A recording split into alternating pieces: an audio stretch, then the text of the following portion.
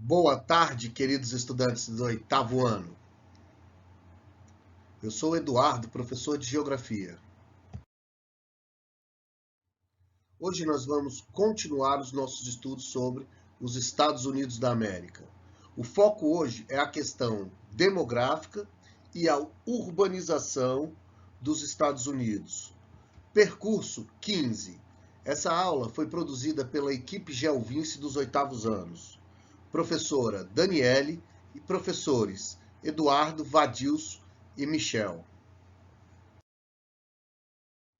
Vamos abordar a questão demográfica dos Estados Unidos da América. A população dos Estados Unidos é formada por imigrantes, na qual estão representados etnias e pessoas de todos os países do mundo. A maior parte da população é anglo-saxã, mas existem também uma grande quantidade de negros, chineses e asiáticos. Os índios, depois de serem quase totalmente exterminados pela presença do homem branco, em nome do progresso e do desenvolvimento, que teve como alicerce a doutrina do Destino Manifesto, que justificou o processo de ocupação e de povoamento da porção central e oeste dos Estados Unidos. Essa diversidade é geralmente fonte de criatividade, mas também de conflitos sociais e raciais por parte da maioria dominante. O latente racismo de diversos grupos do poder é demonstrado pela teimosia estadunidense em tratar desse assunto. Os Estados Unidos possuem um contexto histórico onde a colonização do território norte-americano se deu em dois modelos distintos. O norte, um modelo de povoamento baseado no processo urbano-industrial. A população tinha a premissa abolicionista, e a parte sul foi uma colônia de exploração baseada em latifúndios, monocultores com mão de obra escrava voltado para abastecer o mercado interno. A parte sul escravagista. Isso gerou um conflito dentro dos Estados Unidos, inclusive uma guerra civil, que foi a Guerra da Secessão, de 1861 a 1865.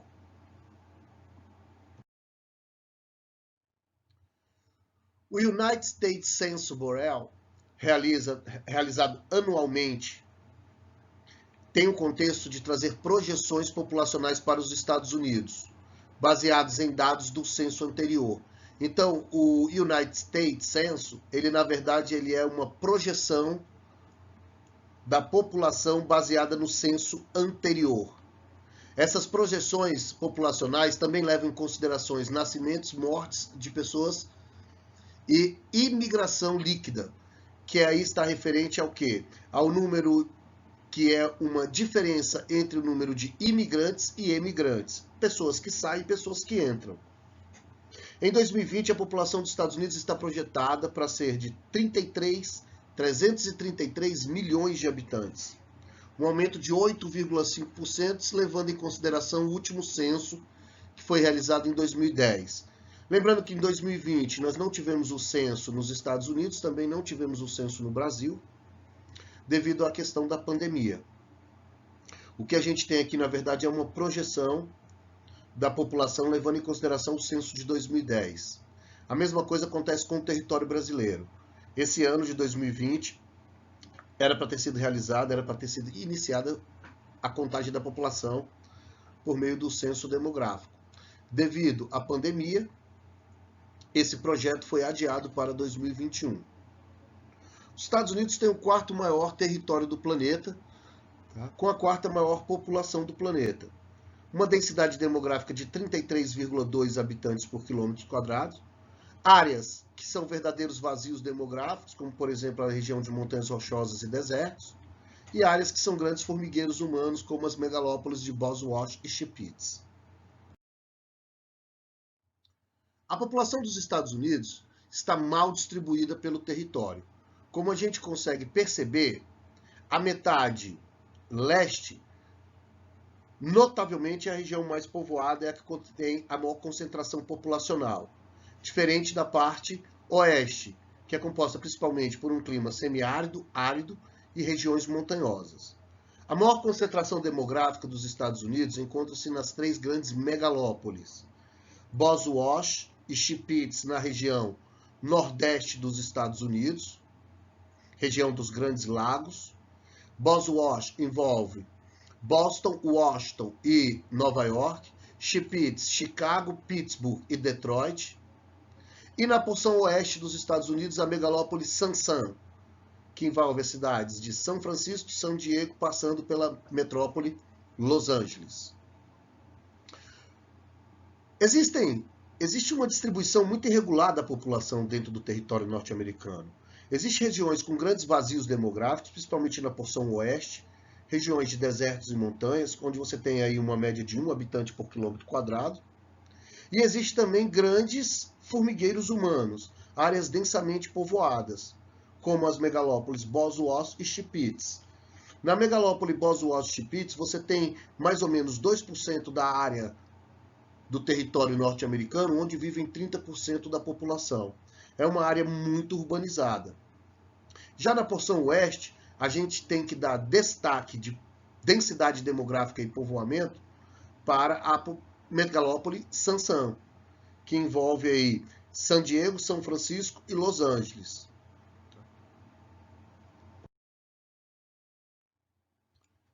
As megalópolis são regiões de grande aglomeração populacional, constituída pelo agrupamento de grandes regiões metropolitanas, que se interligam não fisicamente, mas por um eficiente sistema de transporte e de comunicação. Trata-se, portanto, de um domínio regional, territorial, que costuma concentrar os investimentos, as atividades industriais e boa parte da população do país. A megalópole, ela está mais relacionada à interação que existe entre as regiões metropolitanas do que ao processo de conurbação, que é o contato físico entre 2 ou mais cidades. O que importa não é o processo de conurbação, mas sim a integração e a interação que existe entre as cidades, como nós vimos quando falamos sobre o mundo urbano, tá? Sobre o processo de urbanização que nós estudamos, inclusive, no 7º ano. O termo megalópole, em sua definição, frequentemente é confundido com a expressão de megacidades. Megacidade, segundo a Organização das Nações Unidas, serve para designar aqueles centros urbanos compostos por mais de 10 milhões de habitantes. Diferente, muito diferente de megalópole. Megalópole não leva em consideração o conceito demográfico, ou seja, a quantidade de pessoas, mas sim a interação entre as regiões metropolitanas. A megacidade não. Para ser uma megacidade, leva-se em consideração que essa área urbana deve ter mais de 10 milhões de habitantes, desconsiderando a região metropolitana. A gente tem que considerar somente a cidade. Não vale, por exemplo, São Paulo. São Paulo tem 12 milhões de habitantes. A região metropolitana de São Paulo tem 20 milhões de habitantes. Então, São Paulo é uma megacidade. Rio de Janeiro. Rio de Janeiro tem 8,5 milhões de habitantes. A região metropolitana do Rio de Janeiro tem 14 milhões de habitantes. O Rio de Janeiro não é uma megacidade, porque a cidade do Rio não possui mais de 10 milhões de habitantes. Então, isso tem que ser levado em consideração. Conurbação é o processo de contato físico entre 2 regiões metropolitanas. Quando 2 cidades ou mais entram em processo de conurbação, forma-se então uma região metropolitana. Quando 2 ou mais regiões metropolitanas possuem um eficiente sistema de integração de transportes e comunicação e começam a fazer parte da mesma mancha urbana, nós temos a formação de uma megalópole. No Brasil, nós temos a megalópole Rio-São Paulo. Cidade do Rio de Janeiro, cidade de São Paulo. Na imagem, nós temos aí a megalópole Boswash vista do espaço. Então você percebe uma extensa malha urbana, tá? que liga as cidades de Boston a Washington, passando aí pela cidade de Nova York. Aqui nós temos um mapa das principais megalópolis estadunidenses. Destaque: Nordeste dos Estados Unidos, Boston, Nova York, Filadélfia, Baltimore, Washington. É a megalópole Boswash, a região mais tradicional da indústria tradicional, indústria que foi motor do desenvolvimento dos Estados Unidos, indústrias representativas da primeira e da segunda revolução industrial, como a indústria carbonífera, a indústria siderúrgica, metalúrgica, a indústria têxtil, a indústria petrolífera e a indústria automobilística. Segunda megalópole, Pitts, cidade de Chicago, Milwaukee, Detroit, Buffalo, Cleveland e Pittsburgh. As duas megalópolis, Boswash e Pitts, formam a grande região conhecida como Manufacturing Belt, ou Cinturão da Manufatura. Na costa oeste dos Estados Unidos, nós temos ali Sacramento, São Francisco, Los Angeles, San Diego, que é a megalópole Sansan, que se localiza no Vale do Silício, região de grande concentração de empresas na área de telecomunicações e na área de informática. É ali que tem a sede das grandes empresas como Apple, Microsoft, Google, Intel e outras grandes do setor de informática e de telecomunicações. Se localiza numa região chamada de Sun Belt. Bem, agora vamos tratar um pouco sobre o processo de imigração nos Estados Unidos. A imigração para os Estados Unidos é um movimento internacional de indivíduos que não possuem cidadania americana em direção aos Estados Unidos para estudar, trabalhar ou viver no país. É uma das fontes principais para o crescimento populacional e mudanças culturais durante toda a história dos Estados Unidos. Bem, os Estados Unidos ofertando uma excelente qualidade de vida, ofertas de emprego, uma economia estável, ele acaba sendo um grande polo de atração populacional.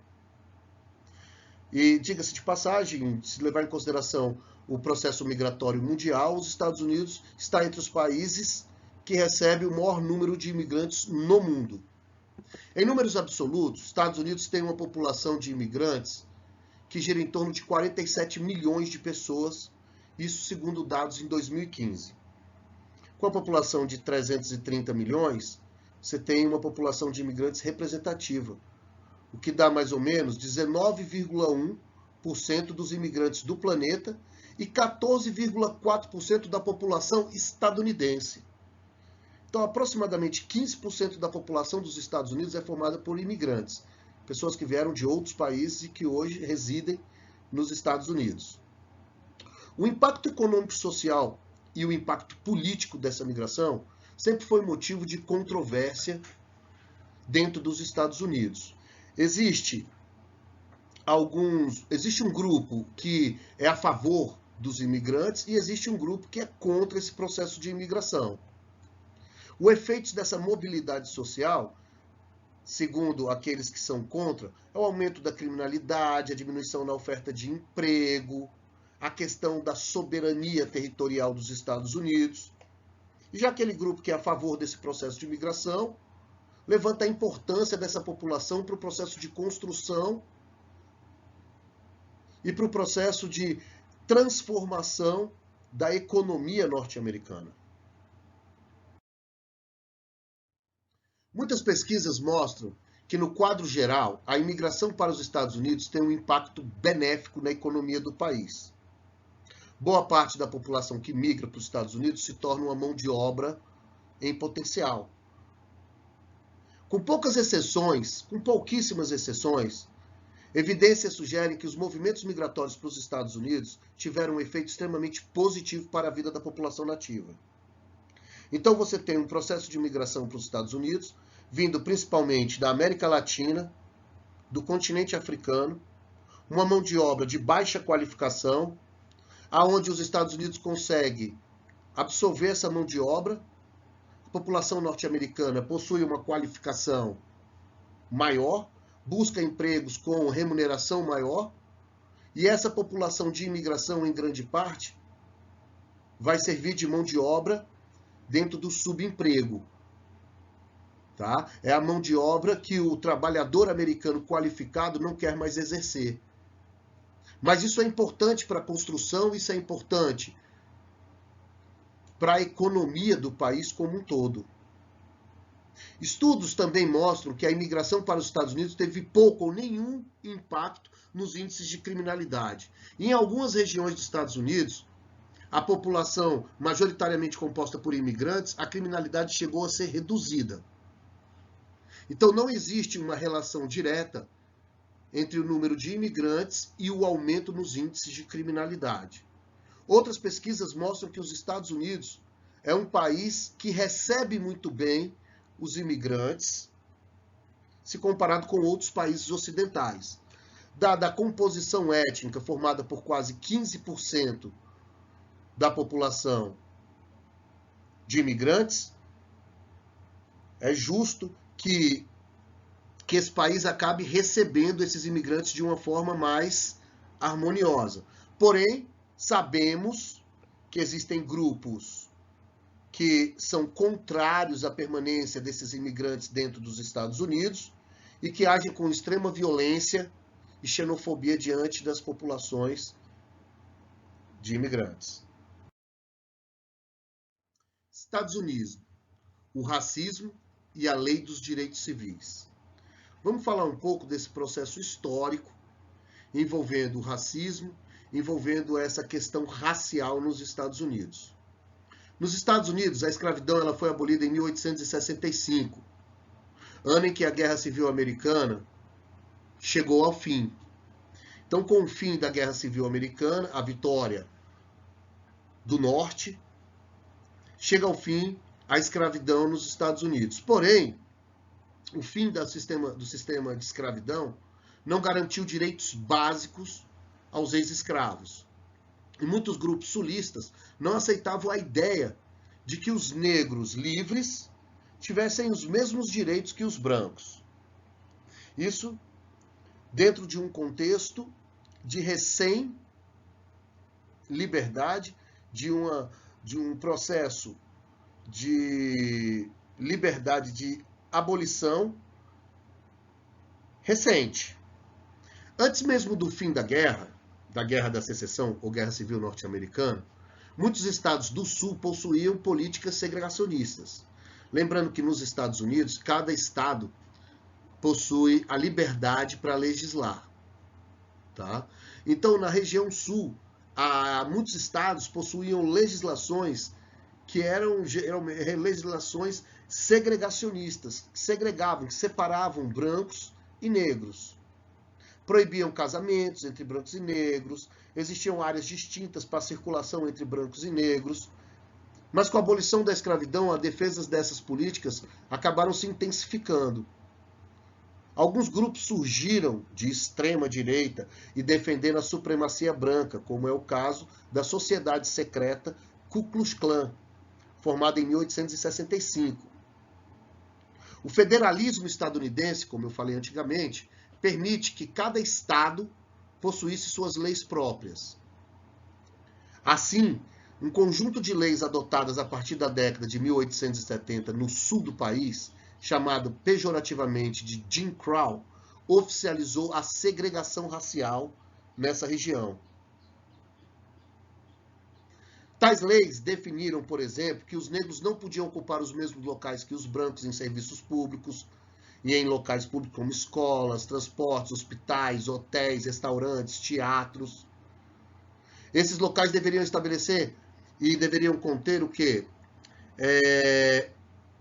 Instalações diferentes, unidades diferentes. Havia também lei que determinava o casamento, proibição do casamento, e que falava também sobre a questão da miscigenação. Apesar da porção sul dos Estados Unidos ter sido colonizada pelo modelo de exploração, boa parte da população escrava tem a sua raiz étnica fincada no sul dos Estados Unidos, a supremacia branca, os grupos oficializaram leis segregacionistas. Esse é a origem, esse é o contexto da origem do racismo nos Estados Unidos. Em 1663, a Marcha sobre Washington, liderada por Martin Luther King e demais militantes, reuniu cerca de 250 mil pessoas contra a segregação racial. Martin Luther King era um pastor e foi símbolo da luta contra a segregação racial. O amplo movimento pacífico influenciou aprovações de leis que garantiram direitos à população afro-americana. A primeira e mais importante dessas leis foi o Direito Civil de 1964, que encerrou com as leis de segregação racial nos Estados Unidos e permitiu legalmente que a população negra frequentasse os mesmos locais e ocupasse os mesmos lugares que a população branca. Ainda nesse momento, ganhariam força e surgiram outros líderes e organizações de luta pelos direitos da população afro-americana. Um desses movimentos é a Organização da Unidade Afro-Americana, fundada em 1964 por Malcolm X, outro ícone da luta contra o racismo nos Estados Unidos. Na imagem, você tem aí uma área pública, aí é uma estação de trem, onde você vê duas pessoas brancas e duas pessoas negras e você já consegue identificar o segregacionismo que existia na região. Estados Unidos. Segregação, discriminação e pobreza. Bem, os Estados Unidos, apesar de ser o país mais rico do planeta, que possui o maior PIB do planeta, representa aí em torno de 25% de toda a riqueza do planeta, ele possui uma grande desigualdade interna. Vários estados e cidades americanas têm reportado aí essa segregação, essa desigualdade no que diz respeito à vulnerabilidade da população pobre e da população negra diante do Covid-19, o novo coronavírus. Então, alguns estudos mostram, dentro dos Estados Unidos, em cidades como Louisiana, Alabama, Chicago, que a população negra e a população pobre, ela está mais vulnerável ao contágio e à letalidade do Covid-19 nessa população, ela é mais severa. Então, dados históricos mostram que epidemias atingem negros e brancos de forma diferente nos Estados Unidos. A vulnerabilidade da população negra e da população pobre é muito maior. E eles fizeram um paralelo, tá? A doença infecciosa que devastou aí a comunidade negra na década de 1980, que é o HIV, a AIDS, a síndrome da imunodeficiência adquirida. Tá? Os afro-americanos estarem morrendo mais de Covid-19 pode ser uma situação semelhante ao que aconteceu na década de 80 com HIV. E isso mostra o quê? A vulnerabilidade da população negra e da população pobre. Isso não só nos Estados Unidos. Quando o Covid-19 chegou no Brasil, ele chegou pela população mais rica. Ele chegou pelos aeroportos. Com o passar do tempo, o vírus foi se disseminando pela população e hoje ele atinge a população mais carente. Atingindo a população mais carente, essa é uma população mais vulnerável. É uma população que tem menos acesso a água, sabão, álcool em gel, informação. População que não tem como se isolar, vive em locais de grande vulnerabilidade, não possui água tratada. Então, a população mais carente é a população que acaba sendo mais suscetível ao processo de contágio do vírus. E isso fica evidente por meio de estudos realizados nos Estados Unidos em várias cidades. Bem, para finalizar, página 152 do nosso livro, questões de 1 a 8. Espero que tenham gostado. Até a próxima.